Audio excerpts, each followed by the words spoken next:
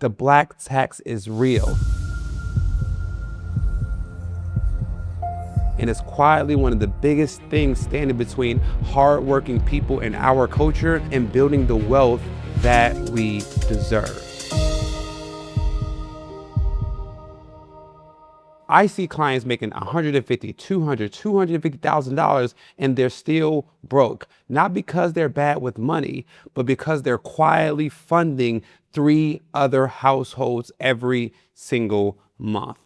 And today I want to break this down, not just emotionally, but financially, because this pattern is one of the biggest things standing between our community and building real wealth. For those of you all that's new to the channel, my name is Carter Cofield. I'm a licensed CPA, and in the last 5 years, I've helped our clients save over $25 million in taxes. And today I am here to help you. But let me tell you something, like I think about this a lot. A parent's job is to be the springboard for the family. The legacy is supposed to flow down to the children, not the other way around. But in a lot of black households, we got this flips. The parents didn't plan, the parents didn't save, our parents didn't invest, and somehow along the way, the lack of planning quietly got handed down to the next generation as an expectation that if you make it, you need to pass the money up. Not because they need it, but because it's what you're supposed to do. And here's what nobody is saying out loud. The kid making 6 figures in this day and age isn't actually rich. The problem is people hear $100,000 and think that they've made it. But after taxes in most major cities, you're looking at about $70,000 take home. And then if you add in student loan debt because your parents didn't plan for college, then you throw in rent in a major city. And then on top of that, if you're trying to invest in your own 401k because nobody started investing for you, you're already carrying a heavy level of responsibility that your parents never had to carry at your age. And now you're also supposed to fund their expenses. This is called the black tax. And I've watched it quietly wreck the finances of some of the hardest working people that I know. Most have well intentions, but the black tax ends up robbing them of their financial security. So now that we know what the black tax is, let's talk about how you can avoid it so you don't ruin your own financial legacy. Step number 1, we have to admit there's a problem before we can fix the problem. You see, a lot of us were raised believing that taking care of our family unconditionally is just what we're supposed to do. And look, there's nothing wrong with helping the people that you love. I take care of my aunt and I take care of my sister, but I'll do it from a place of abundance, not a place of obligation. And that distinction matters so much. You see, there's a massive difference between giving because you have overflow and giving because you're scared of what happens if you don't. So I want you to ask yourself, honestly, when you send that money every single month, is it because you genuinely have a surplus to give, or is it because saying no feels like betrayal, right? And that answer is going to change the trajectory of how you view your money and how you view giving to your family. You see, most people have never actually sat down to separate the two.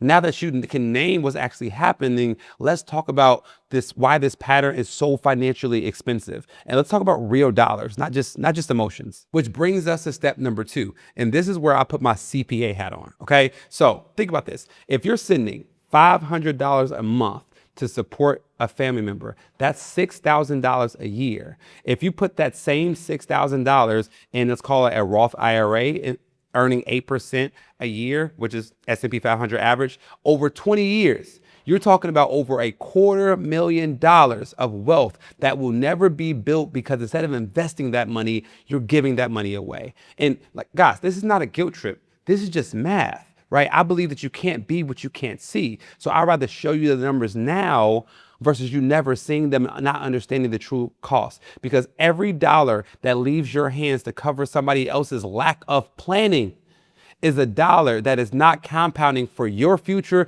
and, more importantly, for your kids' future. Real generosity comes from surplus. Obligation comes from fear. So you need a system, not just a feeling, on guiding you on what you have to give. So here's how I recommend that you structure it. First, Pay yourself first. This means your retirement account, your investment accounts, your earned emergency fund needs to be fully funded before you even think about giving anybody any money. Second, if you choose to help your family, set a fixed number, a fixed cadence, not just an open tab. So whether that's $200 a month or $1,000 a month, set a number and stick to it. So me personally, I set aside a certain percentage of money that I'm going to give, right? And that could be given to family members. It could be given to a church. It could be given to a non-for-profit. But that percentage every single month of my take home is set aside for giving. If that account is empty and somebody asks me for money, I don't have it to give. So you either set a number or set a percentage, which brings me to step number 3. And that is separating true emergencies from reoccurring lifestyle support. Okay. An emergency is a one-time unexpected event that you decide to cover for a family member. A reoccurring monthly request is not an emergency. It's a budget that you're going to give somebody to help them with their financial output. So this isn't about cutting people off. It's about making sure the help you give doesn't quietly cap your own financial success. You see, you can't pour from an empty account that you never fill back up. So now that you have a real structure on how you want to give, let's talk about the part that's even harder than the money. And in my opinion, that is the mindset shift associated with it. So here's the part I want you to really sit with. A parent's job is to be the springboard, be the starter of building wealth for the household. And the legacy and the money is supposed to flow down to the next generation versus flowing up to the past generation. And so if you have kids or you will have kids one day, this is your moment to end the pattern. This is the moment to shift passing down versus passing up. That means that if you want to build real wealth for your family, that means setting up a 529 plan for your kids, setting up an investment account for your kids, and paying for their education. So instead of passing down bills, we can start passing down wills. So you have the opportunity to be the curse breaker by taking care of your finances and setting up your kids for financial success so that they don't feel obligated to take care of you. So if you grew up with this opposite expectation, it is not your fault, but breaking the curse is your responsibility. Because I'm a genuine believer that generational curses might have ran in your family until they ran into you. So now that you understand how to break the cycle, let's now talk about how you can actually have this conversation